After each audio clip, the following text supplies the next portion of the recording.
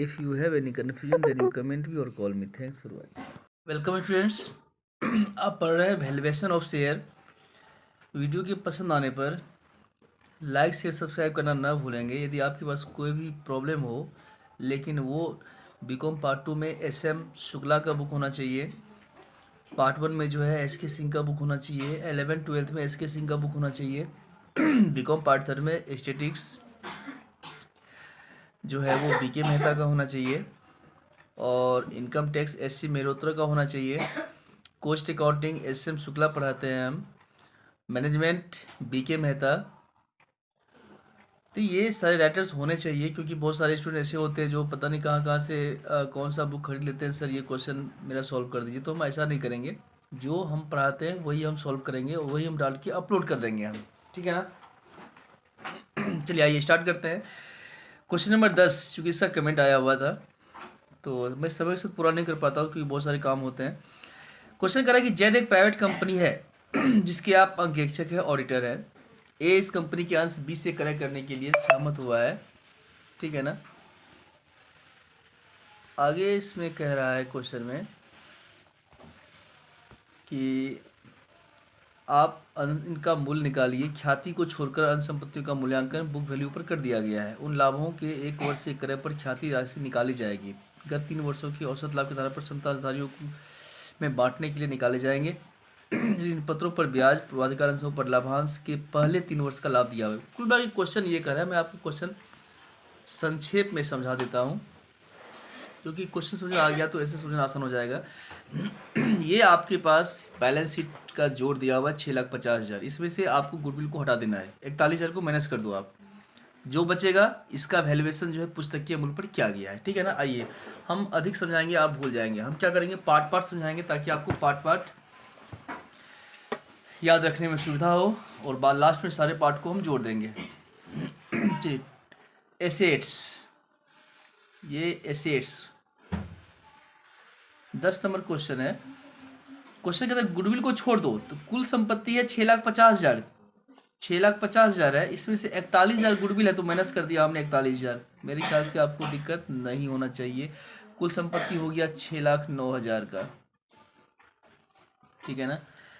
अब इसमें गुडविल का मूल्यांकन करना है। कैसे, तो 3 वर्ष का औसत लाभ के 1 गुने पर। तो ये 3 वर्ष का लाभ दिया हुआ है, प्रॉफिट दिया हुआ है क्वेश्चन में।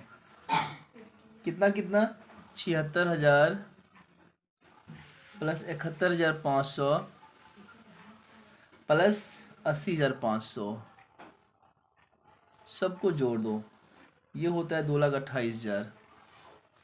इसको हम यहाँ लिखते हैं, 6,09,000 को यहाँ लिखते हैं। ये होता है कितना, 2,28,000।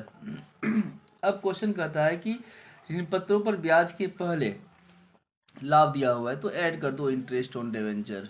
इंटरेस्ट ऑन डिवेंचर ये 5,000 1 साल का, क्योंकि 3 साल का है, 3 से गुना कर लो। 5 दिया कितना होता है, 15, शायद 15 ही होता है। चलो हमने जोड़ दिया 15,000। नहीं, प्रेफरेंस डिविडेंड, क्योंकि क्वेश्चन कर रहा है कि पूर्वाधिकार लाभांश के पहले का लाभ दिया हुआ है, तो प्रेफरेंस डिविडेंड इसमें ऐड कर दो। ये हो जाएगा 12,000 1 साल का होता है, 3 साल का 12,36। आपको किसी भी अमाउंट में, किसी भी फिगर में प्रॉब्लम हो तो आप हमें बेहिचक कमेंट करेंगे या कॉल करेंगे। हम आपके सारे सवाल का जवाब देंगे। चाहे आपको इससे 12 कहाँ से आया, 5 कहाँ से आया, कुछ भी दिक्कत हो आप हमें बेहिचक फ़ोन करेंगे या कमेंट करेंगे। तो ये हो गया 12,36,000। सबको जोड़ दो, ये होता है 1,77,000।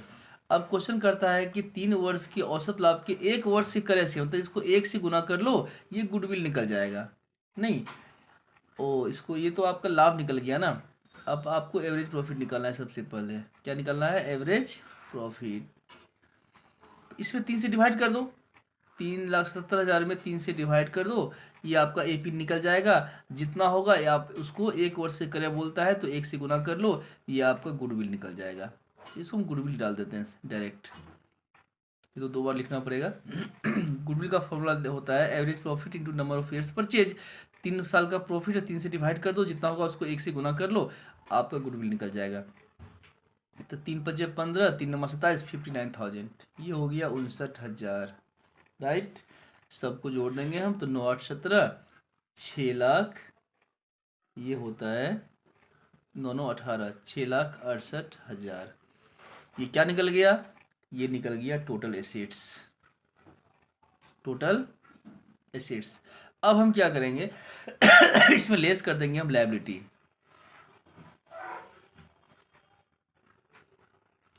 ज़्यादा कुछ नहीं दिया हुआ है, 9% सॉरी 5% डिवेंचर दिया हुआ है और ट्रेड पेबल दिया है। सॉरी में टीपी कर देते हैं, आप लोग समझ जाइएगा, ठीक है ना। 1,00,000 का डिवेंचर है और ये 50,000 का ट्रेड पेबल है। कुल लायबिलिटी हो गया 1,50,000। एसेट्स में से लेस कर दो लायबिलिटी, जो आता है ना वो कहलाता है net real assets. Net real assets इसको बोलते हैं शुद्ध वास्तविक संपत्ति, ठीक है ना। ये 8 का 8 हो गया, 5 1 6 1 5 6, 5,18,000 हो गया। ये क्या कहलाएगा? शुद्ध वास्तविक संपत्ति कहलाएगा। अब कहता है क्वेश्चन में कि इसमें जो है ना जो आपका प्रेफरेंस शेयर है उसको भी लेस कर दो। लेस 6% प्रेफरेंस शेयर है। प्रेफरेंस चूँकि हमको इक्विटी शेयर का वैल्यू निकालना है ना, तो जो प्रेफरेंस शेयर है उसको लेस कर दो। प्रेफरेंस शेयर कितना है? 2,00,000 है ना, 2,00,000 को माइनस कर दो, 3,18,000, ठीक है। आगे आपको निकालना है वैल्यू पर इक्विटी शेयर। फॉर्मूला आपको पता ही होगा, 3,18,000 डिवाइड कर दो नंबर ऑफ इक्विटी शेयर 2,000 है, भागा देने से ये हो जाता है 2 2 का 2, 2 5 10, 2 9 18, 159 ये निकल गया वैल्यू ऑफ शेयर। उम्मीद करते हैं कि वीडियो आपको पसंद आया होगा। वीडियो के पसंद आने पर लाइक शेयर सब्सक्राइब करना ना भूलें। थैंक्स। एक काम करते हैं ना कि क्वेश्चन नंबर 11 जो है ना हम इसी वीडियो में डाल देते हैं, ताकि आपकी दोबारा डालेंगे तो बहुत समय लग जाता है। चलो, क्योंकि वीडियो को बनाना होता है, एडिट करना होता है, अपलोड करना होता है, तो हम आपका टाइम वेस्ट नहीं करेंगे, इसी में डाल देते हैं। चलिए 11 क्या कहता है वो देखते हैं। आइए इन फ्रंट ऑफ यू, आपके सामने में ये हमारा स्क्रीन पे क्वेश्चन है। क्वेश्चन कर रहा है कि निम्नांकित चिट्ठे से कंपनी के अंशों का मूल्य प्रकट करने के लिए एक विवरण बनाइए। संपत्ति जो है पुस्तिका के मूल्य के बराबर है, सेम है, कंडीशन है, इससे पहले भी था। ऋण पत्रों का 6 महीने का ब्याज बाकी है। आशा है कि 5500 के देनदार बुरे हैं, मतलब आपका डूबने वाला है। अभी से तैयार हो जाओ, रुपया आपका क्या हो रहा है? डूबने वाला है। 2 कंडीशन है, एक है जब पूर्वाधिकार अंशों पर पूंजी की भुगतान की प्राथमिकता है, दूसरा है प्राथमिकता नहीं है। 2 कंडीशन में आपको वैल्यूएशन ऑफ शेयर निकालना है। ये आंसर दे दिया, क्वेश्चन नहीं कर रहा है, ये नोट आंसर में दे दिया है, तो ये आपके ऊपर डिपेंड करता है कि आप कैसे निकालना चाहते हैं, ठीक है ना। ये कोई बड़ी बात नहीं है। संपत्ति पुस्तक के मूल्य के बराबर है, तो कोई टेंशन नहीं है आपको इसमें। आइए सेम प्रोसेस से हम निकाल देते हैं अभी आपको 11 नंबर।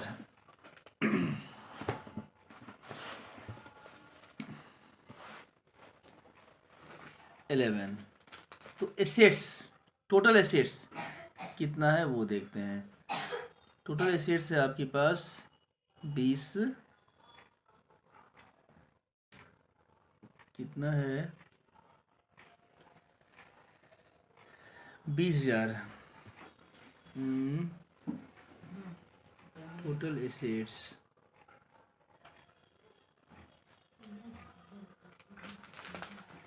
2,07,000, ठीक है ना। 2,00,000 टोटल एसेट्स,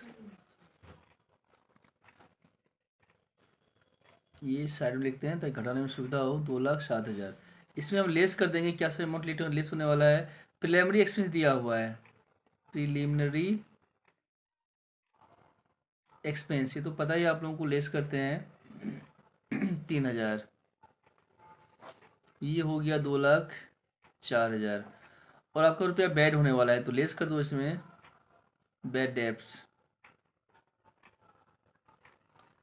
डेप्रीसिएशन फंड भी लेस कर दो।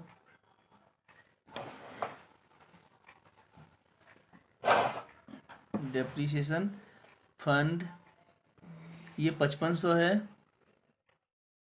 फंड है 20,000 का। और फिर डिबेंचर भी लेस कर दो, लगे हाथ। जब इसको लेस करते तो ये 25,000 500, ये 25,500 लेस कर दो, ये होता है 1,78,500। और ये डिवेंचर इंटरेस्ट, डिवेंचर है कितने का, 50,000 का है। और इंटरेस्ट भी 6 महीने का बाकी था, क्वेश्चन लिखा हुआ था इंटरेस्ट ऑन डिवेंचर 6 महीने का 1,750 हो जाएगा, 51,750। ठीक है, 1,26,750। फिर इसमें लेस कर दो, लोन क्रेडिटर्स दिया हुआ है, लोन क्रेडिटर्स, और सन्ड्री क्रेडिटर्स भी है, सन्ड्री क्रेडिटर्स भी है। ये 12,000 है और ये 8,000 है, 12, 8, 20,000। ये कुल हो गया 1,06,750। अब पहला कंडीशन है कि प्रेफरेंस शेयर को पेमेंट करना है, तो लेस कर दो preference share, preference share capital कितना है, प्रेफरेंस शेयर 15,000 है, तो ये हो गया 91,750। ठीक है ना। अब आपको निकालना है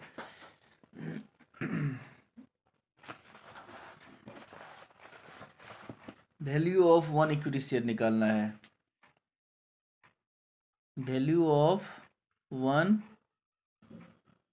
इक्विटी शेयर। तो 91,750 में नंबर ऑफ इक्विटी शेयर से डिवाइड कर दो, ये है 50,000, ये हो जाएगा 1.835 पैसा हो जाएगा। दूसरा कंडीशन में है, जब आंसर कहता है, चूंकि ये क्वेश्चन में नहीं कह रहा है, आंसर कह रहा है कि जब पूर्वाधिकार अंशों को भुगतान की प्राथमिकता नहीं है, जब नहीं है जो आपका टोटल रियल एसेट्स था, ऐसे कंडीशन में वैल्यू ऑफ वन शेयर 1,06,750 था, इक्विटी शेयर है 50,000, प्रेफरेंस शेयर है 15,000, दोनों को ऐड कर दो, 65,000 से भागा लगा दो इसमें, तो ये हो जाएगा 1 रुपया 6,002 पैसा। ठीक है ना। ये आपका आंसर हो गया। ये था क्वेश्चन नंबर 11। हम उम्मीद करते हैं कि वीडियो आपको पसंद आया होगा। वीडियो के पसंद आने पर लाइक और सब्सक्राइब करना ना भूलें। मिलते हैं नेक्स्ट वीडियो में। Thanks for watching.